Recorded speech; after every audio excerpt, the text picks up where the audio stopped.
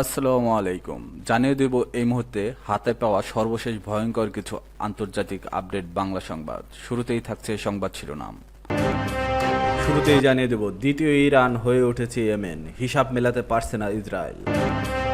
সর্বশেষ থাকছে, হঠাৎ ইরাকের গুরুত্বপূর্ণ ঘাঁটি ছাড়ছে মার্কিন বাহিনী। এখন শুনছিলেন সংবাদ শিরোনাম, এবার বিস্তারিত।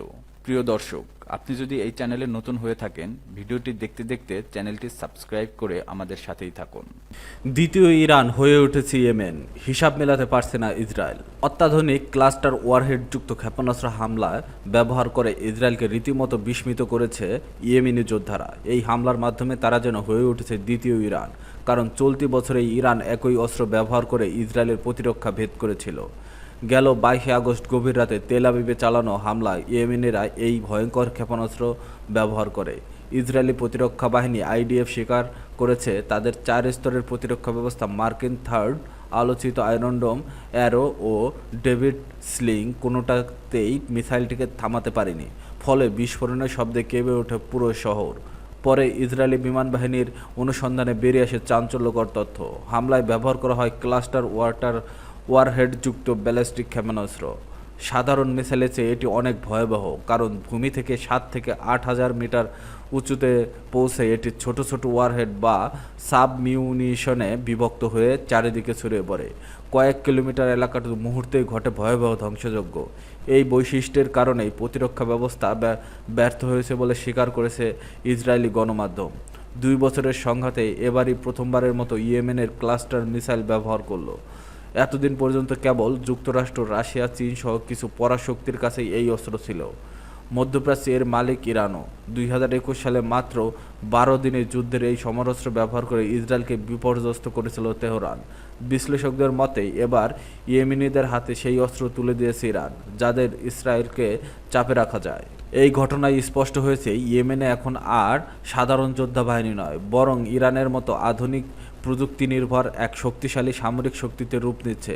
এর ফলে মধ্যপ্রাচ্যের সংঘাতে নতুন ভারসাম্য তৈরি হওয়ার আশঙ্কা দেখা দিয়েছে। হঠাৎ ইরাকের গুরুত্বপূর্ণ ঘাঁটি ছাড়ছে মার্কিন বাহিনী। ইরাকে মার্কিন সেনা উপস্থিতি হঠাৎ করে দ্রুত কমে আসছে। একাধিক আন্তর্জাতিক গণমাধ্যমের প্রতিবেদনে জানা গেছে, আগাম সময়সূচির বাইরে গিয়েই যুক্তরাষ্ট্র তাদের সেনাদের ইরাক থেকে সরিয়ে নিচ্ছেন। ইতিমধ্যে 2টি গুরুত্বপূর্ণ ঘাঁটি থেকে সৈন্য সরানো শুরু হয়েছে। প্রতিবেদন অনুযায়ী পশ্চিম ইরাকের আইন আল আসাদ ঘাঁটি এবং রাজধানী বাগদাদের কাছে অবস্থিত ভিক্টোরিয়া ঘাঁটি থেকে মার্কিন সেনাদের প্রত্যাহার শুরু হয়েছে। এই 2টি ঘাঁটি ইরাকের মার্কিন সেনাদের জন্য অত্যন্ত গুরুত্বপূর্ণ বলে বিবেচিত। সংবাদ মাধ্যমে এই পদক্ষেপকে অপ্রত্যাশিত বলে বর্ণনা করা হয়েছে। জানা গেছে, নির্দেশটি এসেছে বাগদাদে অবস্থিত মার্কিন দূতাবাস থেকে। সেই মোতাবেক ধাপে ধাপে সেনা সরিয়ে নেওয়া হচ্ছে। এর মধ্যে কিছু সেনাকে ইরাকের কুর্দিস্তান অঞ্চলের এরবিল শহরে স্থানান্তর করা হচ্ছে, আবার কিছু সেনা প্রতিবেশী এক আরব দেশে পাঠানো হচ্ছে। তবে এই দ্রুত পদক্ষেপের মাধ্যমে ওয়াশিংটন ও বাগদাদের মধ্যে আগে যে ধাপে ধাপে সেনা প্রত্যাহারের রোডম্যাপ তৈরি হয়েছিল, সেটি অনেকাংশেই উপেক্ষিত হচ্ছে।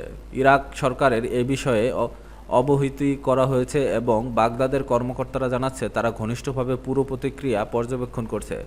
অন্যদিকে সংসদ সদস্যদের মধ্যে এই নিয়ে মিশ্র প্রতিক্রিয়া দেখা দিয়েছে। কেউ কেউ বলছে, ইরাকি নিরাপত্তা বাহিনী এখন একাই পরিস্থিতি সামলাতে সক্ষম।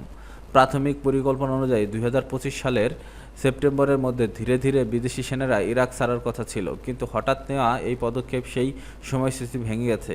এতে যুক্তরাষ্ট্রের সেনা প্রত্যাহারের প্রক্রিয়ার নতুন জরুরিতা ও অগ্রাধিকার দেখা দিয়েছে বলে বিশ্লেষকরা মনে করছেন। তবে ইরাক সরকার বা যুক্তরাষ্ট্রের প্রতিরক্ষা দপ্তর এখনও পর্যন্ত কেউই আনুষ্ঠানিকভাবে কোনো মন্তব্য করেননি।